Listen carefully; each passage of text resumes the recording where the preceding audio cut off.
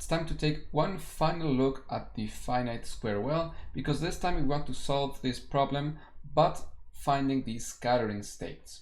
So in the previous videos, we already discussed the bound states and how to find them. Now we want to find the scattering state. Now, before we begin, remember, what does it mean to solve a problem for the scattering states? That basically means that we want to determine what the reflection and transmission coefficients are.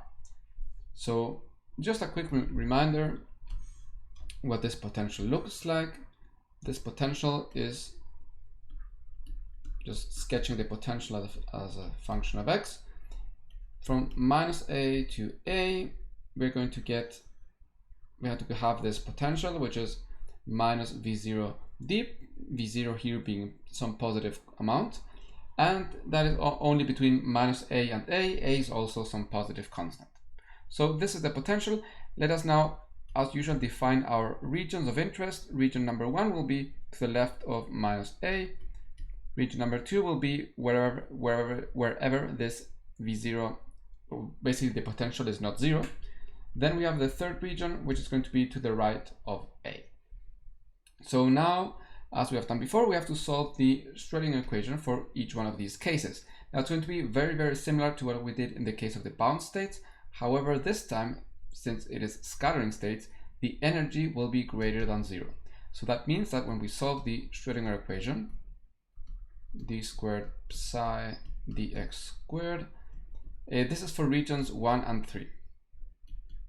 We will do region 2 afterwards. This is equal to e psi. So now when we isolate this, we get the, d psi dx squared. This is equal to minus 2m h bar squared e psi. So last time we just said, okay, all of this is going to be k squared because the energy was negative. So we needed this negative sign to counter the negativeness and just make it positive.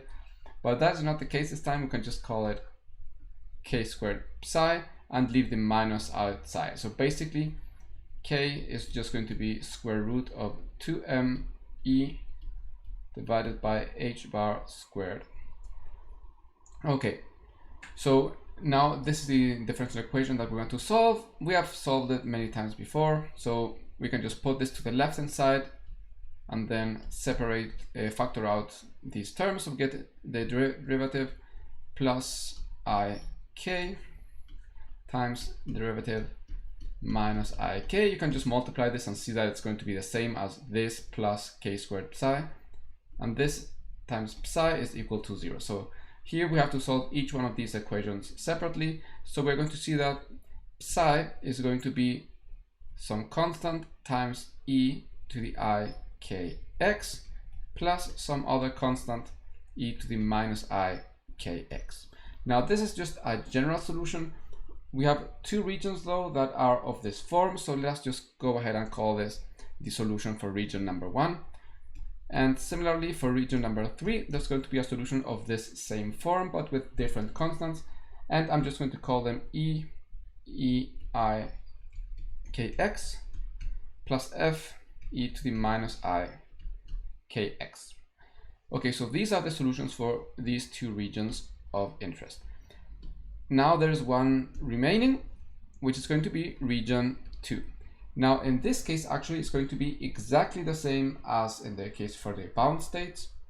So I'm going to go over it just very quickly. So minus h bar squared by 2m d squared psi dx squared plus the potential. But what is the potential? It's going to be minus v0 psi.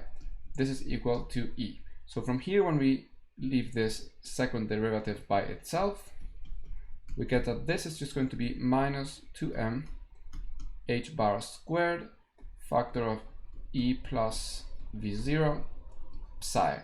So here we can define this as L squared. So now this is just going to be minus L squared psi. So when we solve this, this is of the exact same form as what we saw in regions 1 and 3. So the solution will just be some constant c e to the I kx plus d e to the I kx. But we saw in the previous video, and it's quite easy to show in case you haven't seen it, just by using the Euler formula, that we can write this in terms of cosine. Oh, I wrote kx, by the way. I made the same mistake in the last video. I meant lx. Cosine of lx plus d sine of lx. Okay, so this is the solution for region number 2. So now let me put all of this together. So this is for region 2, and regions 1 and 3 are over here. So this goes here, this goes here. Okay, so these are the solutions for all of our 3 regions. So now we have to just take a quick look at this. In the previous cases, we were able to just say, okay, one of these two is going to be 0 and one of these is going to be 0 because they were not normalizable. However, now we are dealing with traveling waves, and that's just not something that we can do. We can't just say one of those is going to be 0, since the traveling waves themselves are usually not normalizable. You have to, as we saw, well, there's all that formality that we saw in the case for the free particles. So there's going to be that. So we can't really discard any of those on that ground. However, we're dealing with scattering problems. So whenever we deal with scattering problems, remember what this means is there's going to be some incident wave going in, and then something's going to happen. So let's go to this drawing. So let's, in this problem, say that we're going to be doing scattering from the left. So in this first region, we have 2 waves. One is going to be traveling to the right, and one is going to be traveling to the left. In the second region, we're going to have the same thing, which is actually now represented in terms of cosine and sine, but that is the idea behind it. And there's also the same thing in region 3. So the thing is, this is going to be scattering. So if we are dealing with an experiment, we don't really care about these 2 right here because they are internal to the experiment. We can't measure that. We can send something in, we can measure what comes out, but whatever happens inside is not really something we can measure. Otherwise, it will not be happening inside. Right? We can use our theory to see what it is, but the things that are going to be of interest are going to be A, which is going to be this amplitude of the incoming wave, as we saw in the previous case where we saw scattering. B, which is going to be this amplitude of this of the wave that is reflected, and then there's going to be, in this case, well, I'm not sure which letter I use. I think it's F. I will double check it though. Let's see. Yeah, we're going to have on one hand one traveling to the right and another one traveling to the left. So it's actually, yeah, I think I'm going to change the letters because I really like doing it. It doesn't matter much. I just like having F be my the transmitted wave, and this is going to be E. It is the same thing. I just like it. I like to have it like that. Okay, so we're going to have wave coming in, wave being reflected, and then one wave going out, the transmitted wave. But that means that if we're doing scattering from the left, which is this case, then this wave right here, which corresponds to our constant E, will just not have a physical meaning, because if we send a wave in from the left to the right, there's no reason for there to be a wave going from the right to the left. That doesn't make any sense, unless we're doing scattering from both sides at the same time, but that's not something that is done. So these are the quantities here that matter. C and D, which are in here, are not really going to be important, so we're going to use them in the experiment, in the problem, but they are not the final results that we're interested in. So you will see how that applies throughout the problem. So now that we have quickly analyzed that, we can see that the term corresponding to the wave that is going to be traveling to the left, which is this one right here, we can just take to be 0, because it doesn't make sense in the context of a scattering experiment. Okay, so now that we have this, we have to begin applying our border conditions. So what are they? As usual, continuity of the wave function, continuity of the derivative. So we're going to have to apply to both borders. So let's begin with this one. So continuity of the wave function at the border minus a. So that means a e to the minus ka plus b e to the well, there is already a minus, so it's going to be plus IKA. This is going to be equal to C cosine of LA. The minus sign cancels out because it's an even function, minus, because it's an odd function, the sine of LA. So this is going to be our first equation. This comes from continuity of the wave function. Now let's go to continuity of the derivative. So let's derive this. So we get IK A e to the IKX, but now we have to evaluate this at minus a. So we get minus IKA, and well, now the second one, so we get minus IKB e to the minus IKX, but evaluated at minus a, we get IKA. So now we can actually just factor out IK. So we just get, there we go, this. So this has to be equal to now the derivative of this second wave function evaluated at minus a. So the derivative of cosine of Lx will be minus sine of Lx times L. So we get minus LC sine of minus LA, but it's an odd function, so we can just write it as LA and take the minus sign outside, which will now cancel out this minus sign here. And then we have the second term, so we get plus DL, and well, the derivative of sine is going to be cosine, so we get cosine of LA. The minus sign cancels out because it's an even function. So this is going to be equation number 2. Now we begin using applying the boundary conditions for the border at between the wave functions 2 and 3. So these two. So now continuity of the wave function means that C cosine of LA plus D sine of LA, this has to be equal to F E I K A. This is equation number 3. Now we have the continuity of the derivatives. So that will mean if we take the derivative of this and evaluate it at a, we get minus CL sine LA, and from this one we get plus DL cosine of LA. And now this has to be equal to the derivative here, so it's going to be IKF e to the IKA. Okay, now this is going to be equation 4, so let's just go ahead and put all of this into this slide. How can we solve this?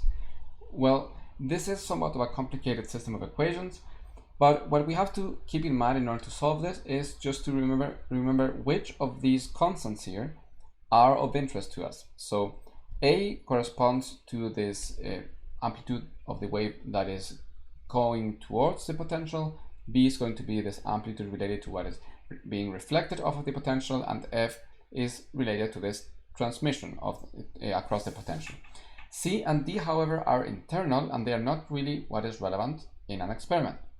So what we want to do now is use C and D to find all of the quantities that are actually interesting and that we actually want to find. So how can we do that? Well, the simplest equations here are equations 3 and 4. So let's take a look at those two and try to determine C and D so that we can then plug them into equations 1 and 2. What can we see here? So we got C cosine LA, D sine LA, and down here we got minus CL sine LA, DL cosine LA. So these are similar in terms that it's the constant time either cosine or sine, but here there's this L. So let's just divide this equation by L so that it's a bit simpler to see. Now we got cosine here, sine here. We got sine here, cosine here. So if we were to, for example, multiply this equation by cosine and this one by sine, we will get here d sine times cosine, and here d cosine times sine. So that would be the same thing, so we could actually subtract them and eliminate d. And that sounds pretty good because we want to eliminate one of them and then just solve the other one in terms of f, because f is a quantity that is interesting to us. So let's do that. So let's just say, okay, so equation 3 times cosine of LA and equation 4 times sine of LA. So we're going to get c cosine squared of LA plus d sine of LA cosine of LA. This has to be equal to FEI KA cosine LA, and then with equation 4, this is going to be equation 5, and equation 4 we now multiply by sine of LA, so we get minus c sine squared of LA plus d cosine LA sine of LA. This is equal to IK L FEI KA sine of LA. So this is equation number 6. So now let's just take a look at this, and as we had discussed, now these two things are the same, so we could actually just say, okay, equation 5 minus equation 6. And when we do that, well, this first term is going to be c cosine squared LA minus c sine squared LA, which is basically plus c sine squared of LA. So, but this is just cosine squared plus sine squared times c. But cosine squared plus sine squared is just 1. So we can just rewrite this as c. So that was actually very good for us. Now when we subtract these two, they're just going to cancel out. So we're going to get that c is equal to FEIKA cosine LA minus this right here. So we can actually factor out the FEIKA, and it's going to be times cosine LA minus IKL sine of LA. So this is c, and it's in terms of f, which is something that we're interested in, so that's pretty good. Now we want to do something similar, but to determine d. So let's now go back to equations 3 and 4 and take a look at them and see what we could do. So now let's just take a look at c here. We want to this time eliminate c. So we could go for basically the same procedure. So if we were to multiply this first equation by sine and the second one by cosine, we would get c cosine sine, and here c sine cosine, which is, well, it's the same, right? So, and this has a minus sign, so if we then add them up, this will cancel out. So then we will get something with d in terms of f, so that's good, that's what we want. So let me now take equation 3 and 4 to the next slide, so that we can now determine d. Okay, so now let's multiply this by sine of LA and this by cosine of LA. So when we multiply this by sine, we get c cosine LA sine LA plus d sine squared of LA. That does not look like a 2. This is equal to FEI KA sine of LA. Now right here we are going to, well, this is going to be equation 7, I think.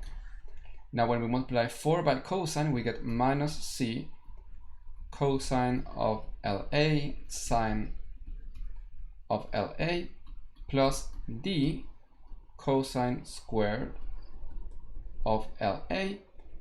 This is going to be equal to FEIKA cosine of LA. So this is going to be equation 8. Right? Wait, I'm missing the IKL. Wait a minute.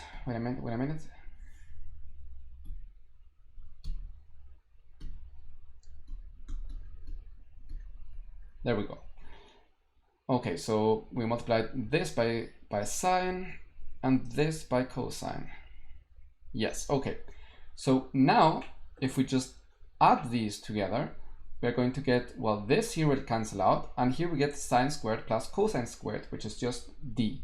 So we're going to get d is going to be feika, which we can factor out here. So we get sine of LA plus ik divided by L. Well, that is factored out, so no need to write it down. Cosine LA. So this is actually the value of d. Now let's take both c and d and put them here, so that we can now go ahead and solve this system of equations. So we got c and d, and well, we are missing our first two equations that I want to write here. Okay, there they are. So this.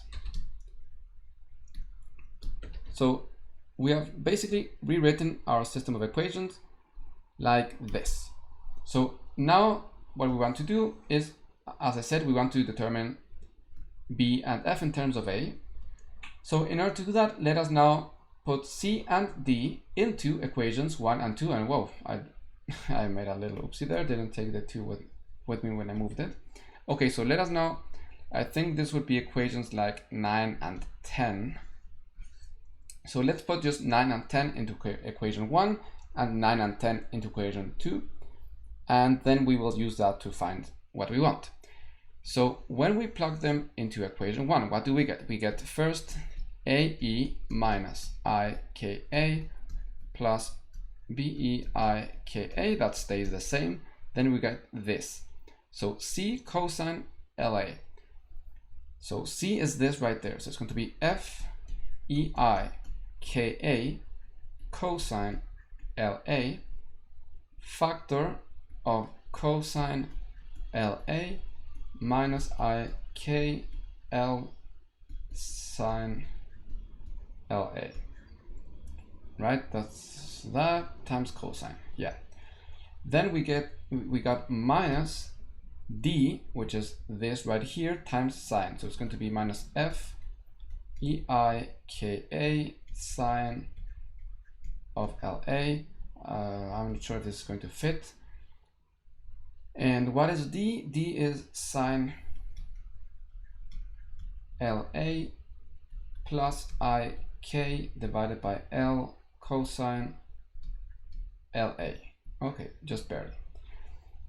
So now we can factor out this FEIKA. Just going to factor it out right here.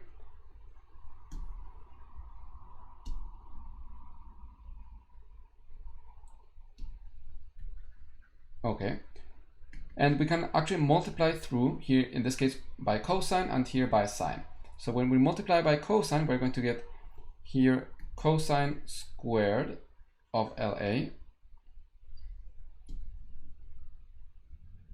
squared of LA, and from the second term we are going to get minus IKL, and then it's going to be cosine of LA times sine of LA.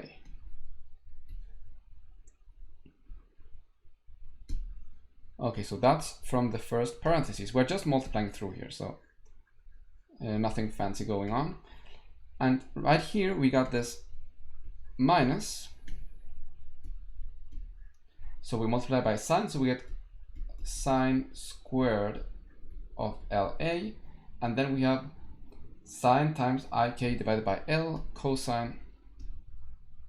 Let's see, so it's going to be plus IK divided by L sine of LA times cosine of LA.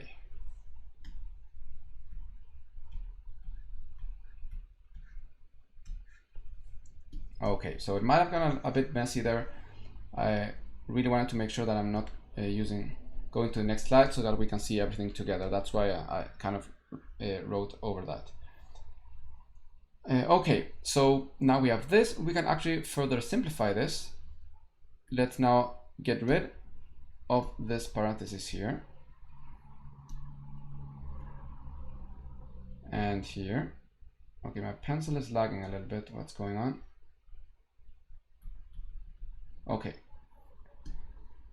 so we got here cosine squared of LA minus sine squared of LA, and here we got minus IKL, and oh, this is supposed to be minus 2 because I just took this parenthesis down, so there should be a minus in there.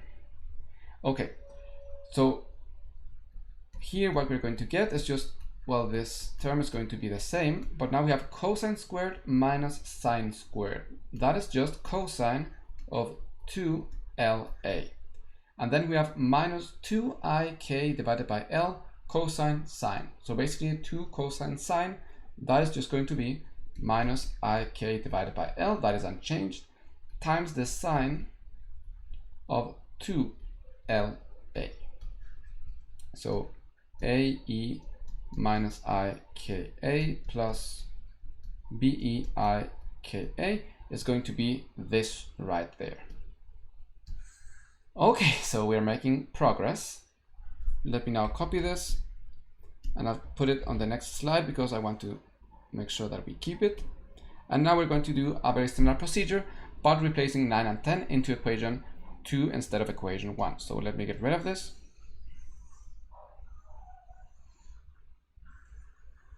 I got rid of this line just to have some extra space. Okay, so now 9 and 10 into equation 2. So we have this time IK factor of AE minus IKA minus BEIKA, and this is going to be equal to, well, first of all, we got this L here. We can just divide by this L so that it's not in the way. So we're just going to divide by this L right here. So we get IK divided by L. Now we got C times sine. So C is this right there. FEIKA times sine of LA. This is the one that was multiplying here outside, times cosine of LA minus IK divided by L sine of LA. And this time I'm just going to take take some more space. Yeah, wait, I erased the sign here. Let me just make sure that I remember what it is. So that is equation 2. So let me go back. Equation 2, that's a plus. Okay, I just meant to make sure that I'm not making a dumb mistake at this point. Okay, so it's going to be plus, well, D is FEIKA times cosine LA times sine of LA plus IK divided by L cosine of LA. Okay. So here once again we can factor out by this FEIKA.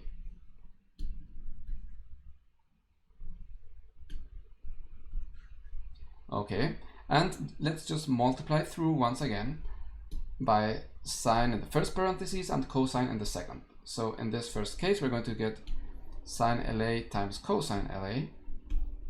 And here we're going to get minus IKL sine squared.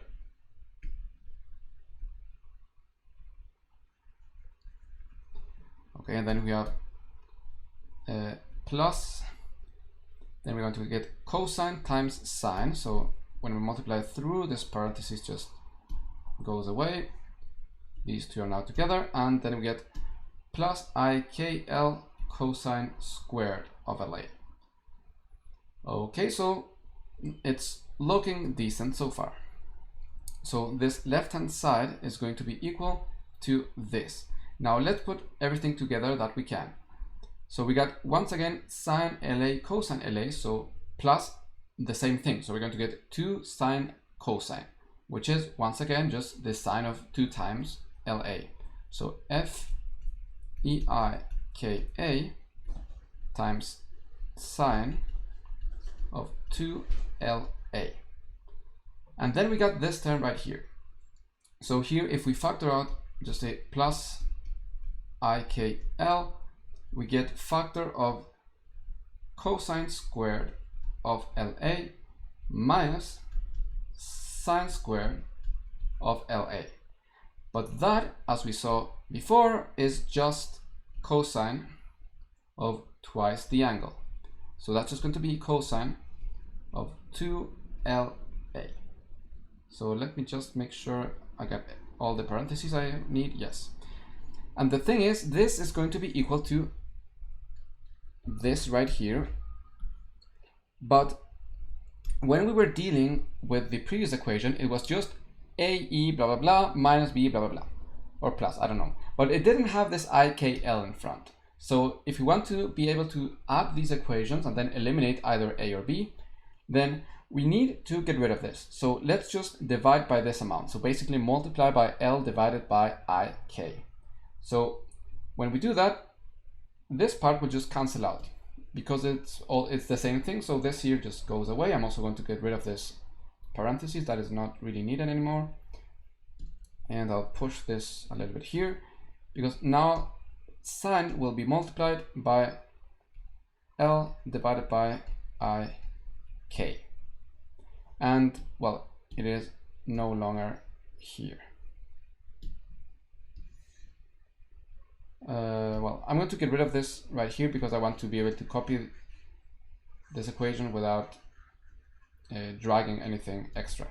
Okay, so this is now the second equation that we get from this, and we can use it to finally determine well, whatever we want to determine, because remember, right now what we want to find is going to be F and B in terms of A. So that those two are actually the first thing that we want to determine. So that's very important because here, if you just add these together, I'm going to get rid of this parenthesis, by the way. If you just add them together, you're going to cancel B and find F, right? Which is what we want to do. So let's do that. So if we just add these equations together, then these B will cancel out and we get 2 times A e to the minus I k A. This will be equal to, now let's see, what do we get when we add this? We get, well, F e I k A factor of, let's see, we had 2 times cosine of 2LA, and then we have sine 2LA, so plus sine of 2LA, and this is going to be multiplied by positive LIK minus IKL. Now we can actually rewrite this I down here as minus and write it up here. And now that we did that, we got minus here and here, so we can now factor out a minus sign. So we just write this as minus sine, and we can actually take the I with it, right? We can just write I out here. So this minus sign and this I are both gone. And now these are just adding. And we can also here take common denominator. So when we do that, we're going to get L squared plus K squared divided by KL. So let me just write that. It's going to be L squared plus K squared divided by 2KL. Wait, did I say? Okay, I'm going to go back. I'm not entirely sure why I said 2. I'm getting ahead of myself. Yeah. No need for that. That comes later. Wait a minute. That 2 comes later. I'm getting ahead of myself. Yeah. It's correct up until that point. So it's L squared plus K squared divided by KL. The 2 will come a bit later. Okay. So just let me, we add this and this. Okay. So what is it that we want to find here? We want to determine F in terms of A. So now we can multiply here by e to the minus IKA to get rid of this exponential. And we can also divide by this entire thing. So when we do that, we get that f is going to be, let's see, it will be 2a times e to the minus 2i ka, and this divided by 2 cosine of 2la minus I sine of 2la, and this multiplied by L squared plus K squared divided by K times L. So this is going to be F in terms of A. So if we know A, we can now know F. Now the problem is that A may not always be known, so something that is really interesting is just to find this coefficient of transmission, that is this relative probability of that this wave or particle will be transmitted across the potential. And what this means is that since, as we know, and as we saw in a previous video, but I'm just gonna talk about it again quickly, if we take this modulus of psi squared, this is just going to be the probability of finding a particle in this state. So if we take the modulus of f squared, is going to be the probability of finding a particle in this state, which means the probability that the particle transmitted across the potential. But if we now divide it by this modulus of A, which will also be in here, remember, because f depends on A, then we're going to get a relative probability that just depends, it's just going to be basically a percentage. And it doesn't depend, it isn't going to be a fixed amount, but it is going to depend on the value of A. So, and that is actually very, very useful. So I don't know why I deleted that. There we go. Okay, I'm just gonna write it again. A squared. So, well, this is going to be what? So where is our f? F is this. I'm going to copy it because there is no way I'm going to memorize this. I mean, well, it isn't really that big, but still. So let me just put it somewhere over there, and I'll just do it down here.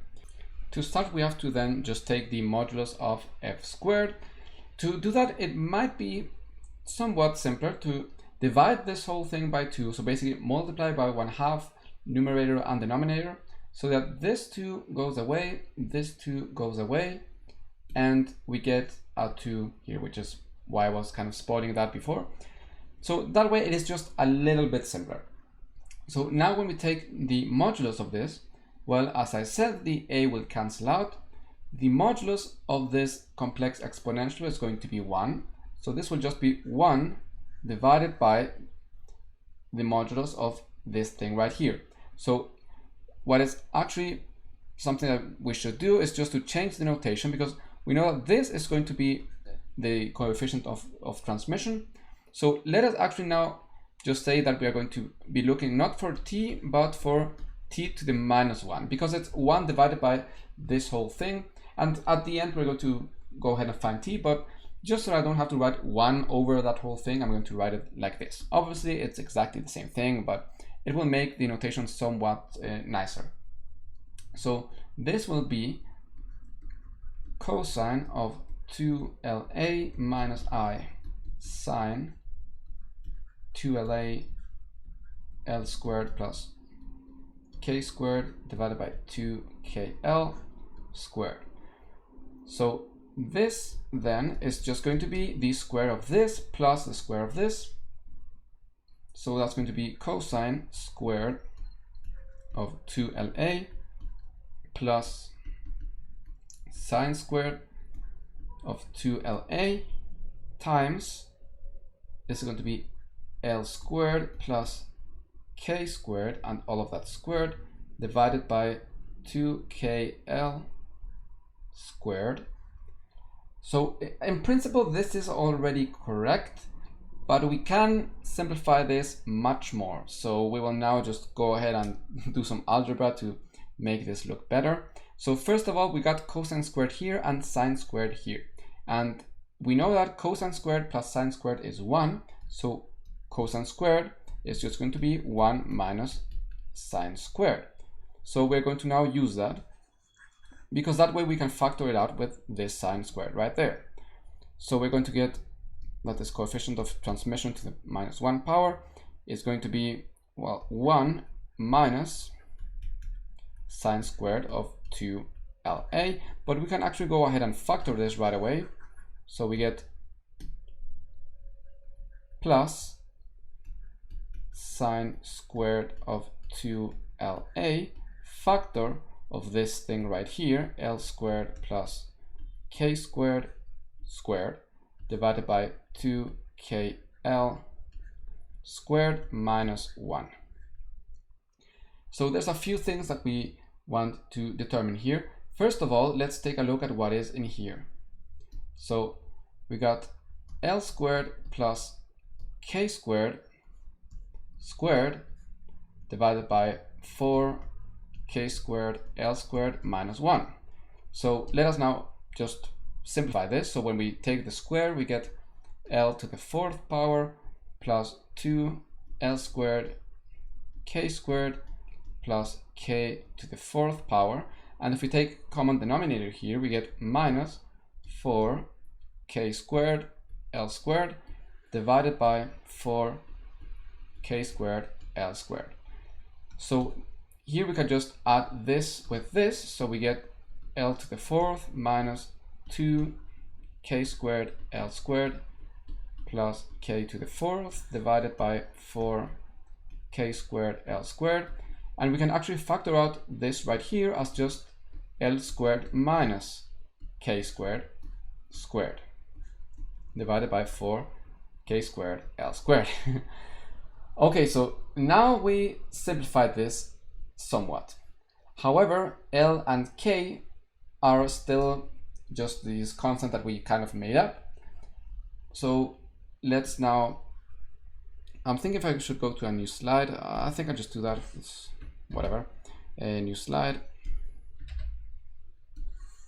So remember, L was just, if I remember correctly, 2m E plus V0 divided by h bar squared, and K is just 2m, well, I don't know why I put the parentheses there, but it doesn't matter, divided by h bar squared.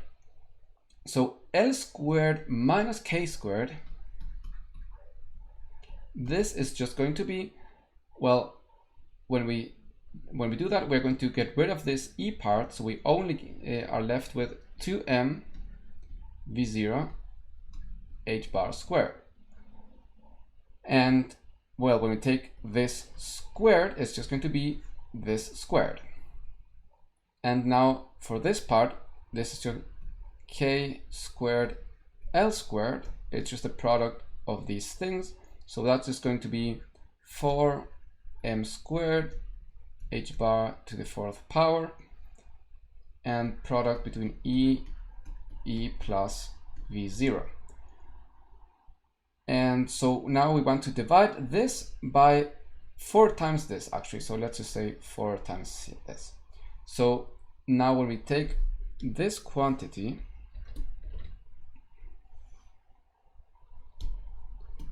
so when we find this quantity, let's see, it's this amount. So basically 4m squared V0 squared divided by h bar to the 4th power. This is going to be divided, so we're just going to multiply by 1 over this thing, so it's going to be times h bar to the 4th power divided by 4 times 4 m squared E times E plus V0. So we can actually simplify a few things here. So this 4 and this 4, m squared, h to the 4th power, h to the 4th power. So actually what we will have left is just V0 squared divided by 4e plus V0. Okay, so we were actually able to simplify it quite a bit. So let me now see where we left everything. There it is. So instead of writing, well, actually we simplified it even further than this. I think I didn't plug it back in. I'm just going to copy it, go to a new slide, get rid of these stragglers here. So this entire thing right here is just going to be what we determined. So let me just quickly look for it. It was right here. So v0 squared for e, let's see, it's going to be v0 squared divided by 4e e plus v0.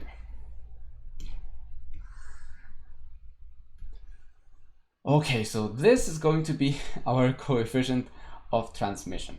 So let us just take some time to interpret this. Obviously we could write, and in fact let's do it quickly since we already did everything else.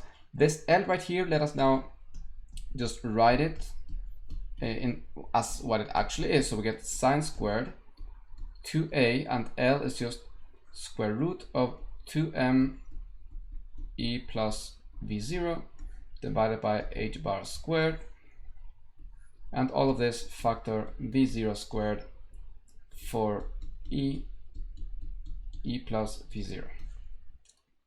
Now let us go ahead and take a look at this. So what this means is that what is going to be our coefficient of transmission?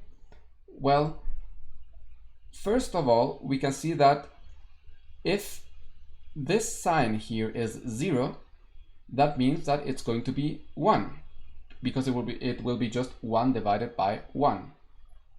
So let's take a look at it. When is the sign 0? So the sign is going to be 0 whenever this thing inside, so 2a divided by h bar, if I take it out of the square root, times the square root of 2m e plus v0, this has to be equal to n pi whenever n is just an integer.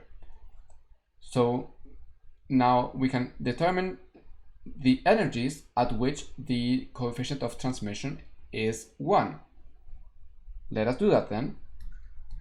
We got e plus v0 is going to be, well, the square root of this, n pi h bar divided by 2a, and we also have to divide by the square root of 2m. Now let us just square all of this, so we get that e plus v0 is going to be n squared pi squared h bar squared 2a squared 2m. And this may be familiar to you. This is actually the energy levels of the infinite square well. So actually, whenever the energy level of this particle is the energy level of the infinite square well, it will have just perfect transmission across this potential. It will be just as this if the potential wasn't even there. That is the part for the transmission coefficient. We still have to deal with the coefficient of reflection. However, we have done most of the hard work, so it shouldn't be too much more work. Now I will just start from here because we already used this, so I'm just going to get rid of it.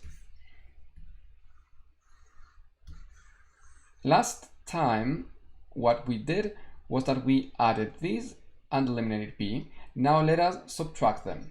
So we got this minus this. The a's will cancel out.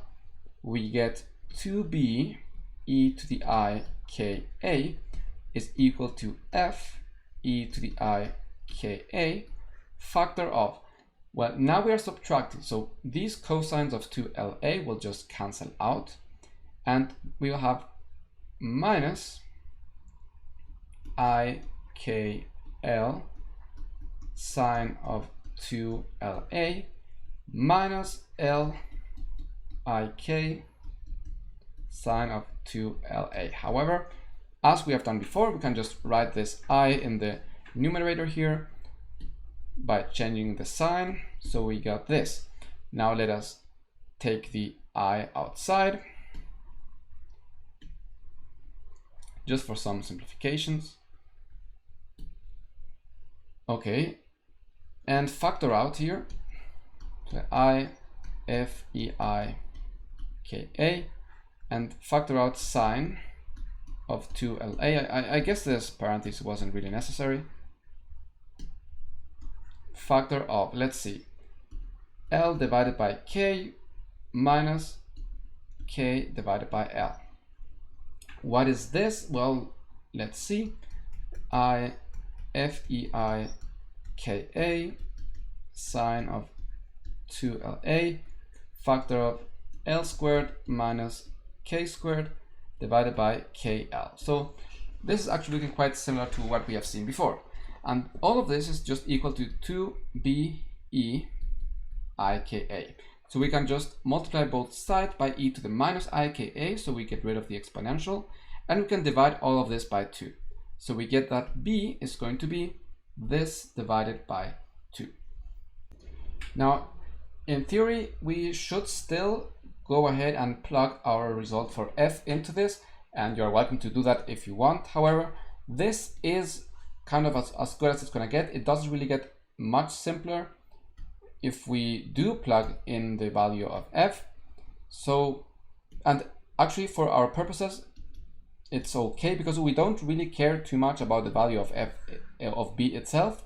But as we did with f, what we care about is going to be the value of the coefficient of reflection. Remember, b is related to this the reflected wave. So the coefficient of reflection, which I hope you remember from the previous video where we worked with this is just how the similar logic of what we did in the case of the transmission.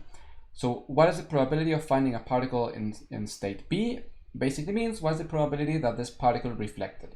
And when we divide it by this probability of this incoming wave, this normalization of the incoming wave, then we're going to get this relative probability. So that is what we want to do. So the thing is here, this is somewhat difficult to calculate because we have to include this f here, and that is going to be really annoying. But there is a trick that we can use, which is to just, this is similar to what to the chain rule, at least in the sense of what is written here. Obviously it's not really the chain rule, but we are going to just multiply and divide by just the amplitude of f squared, and now just rearrange this. All of these are just numbers. So this is going to be b squared divided by f squared times f squared divided by a squared. So here, the purpose of this is that when we do this, this f will cancel out, and that's amazing because f is not something pretty and we don't want to have to do something that complicated. And this right here is just t, the coefficient of transmission that we already found. That means that this is going to be actually not that terrible. So this coefficient of reflection, what is it going to be?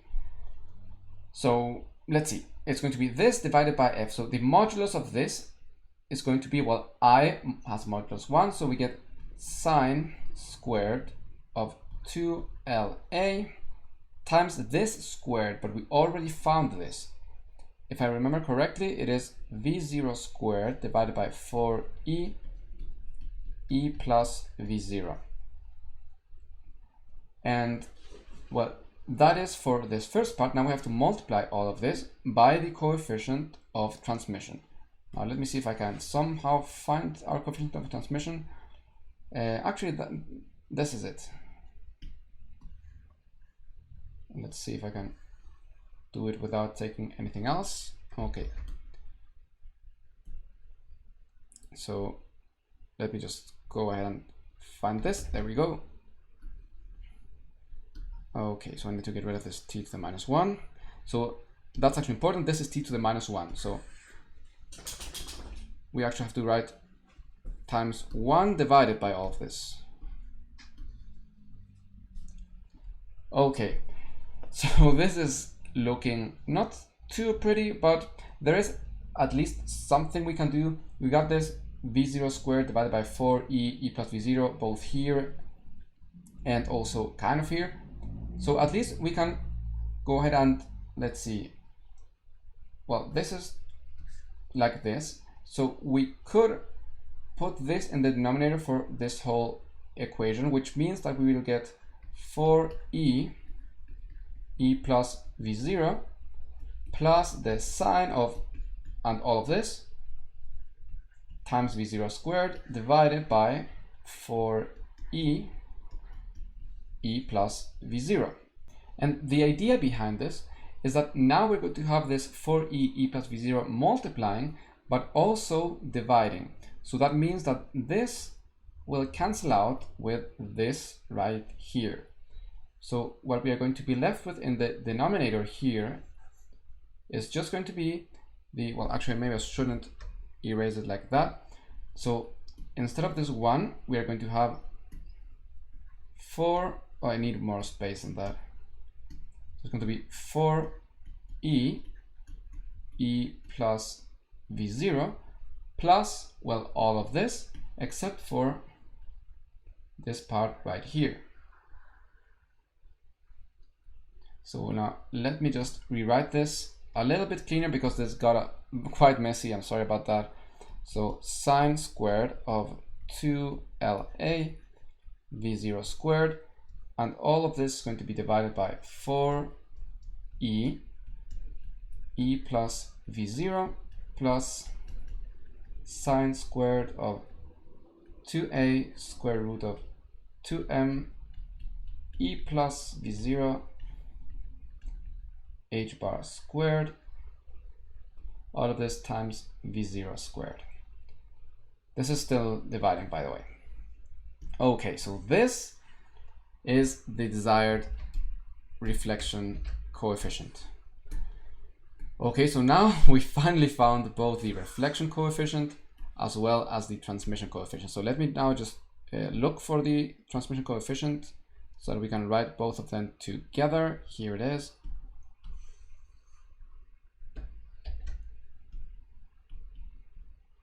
Where was it? Here. So this is t to the minus 1. So let me just write the actual coefficient of transmission, which is going to be 1 divided by all of this. So these are our reflection and transmission coefficients. We can actually see here that the higher the energy, then the higher the probability that the particle will transmit. And well, inversely, obviously, for the case of the reflection, that is what we would expect. So this does look good. One final thing that we would like to prove, or to check rather, is that r plus t should be equal to 1. So if we did this correctly, then we should be able to get to this. Now, in order to do this, there is a little trick that I would recommend. More than a trick, is just to rewrite some of our expressions. And most importantly, what I want to do is I want to just divide both numerator and denominator here by 4e e plus v0. So, and the reason for that, e plus v0, I'll explain in a second. So this right here will just be 1, and this here will be divided by 4e e plus v0. The reason for that is because now we got something quite, so take a look at this, because we got v0 squared divided by 4e e plus v0 times sine squared of 2la. By the way, 2la is the same as this here. I don't want to write it in there. So we got the same thing here, and also down here. So we can actually write the coefficient of reflection if we just call this thing theta or whatever. It's just going to be theta divided by 1 plus theta, and the coefficient of transmission will be 1 divided by 1 plus theta. So if we just take r plus t, we are going to get 1 plus theta divided by 1 plus theta, and that is just 1. So we can see that this is indeed correct. You could obviously have done this without using this change of variable, but it makes it a lot easier to see this, and you have to write a lot less. So that is going to be it for this video. Let me just recap quickly what we did. So what we have to do here, we want to find the scattering states for the finite square. Well, what that means is that we want to find the coefficient of transmission and reflection for this problem. So in order to do that, we set up the problem as we have done many times before, which is basically just define our regions of interest, solve the Schrödinger equation, and with it, well, we have to get to our equations here, our system of equations, after we apply the boundary conditions, right? We get to the wave function, we apply boundary conditions, then we get to a system of equations. We have to now solve this. In this particular case, solving this system of equations was very annoying. As you could see, it was a lot of algebra, but in principle, it's the same thing that we had always done. And once we solved this, we wanted to find f and b in terms of a. That's very important to keep in mind in scattering problems. C and d here were not relevant. A is something that we want b and f to be in terms of. It's not really what we want to find. So we had to keep that in mind. And with that, then we just said, okay, our coefficient of transmission will be just this relative probability. Same thing with the probability of reflection, the coefficient of reflection. So that's how we found those. So if you made it to the end, kudos to you, and I will see you in the next video. And I might make a few example problems more in the future, but for now, I'm just going to go ahead and dive straight into the hydrogen atom. I will see you then.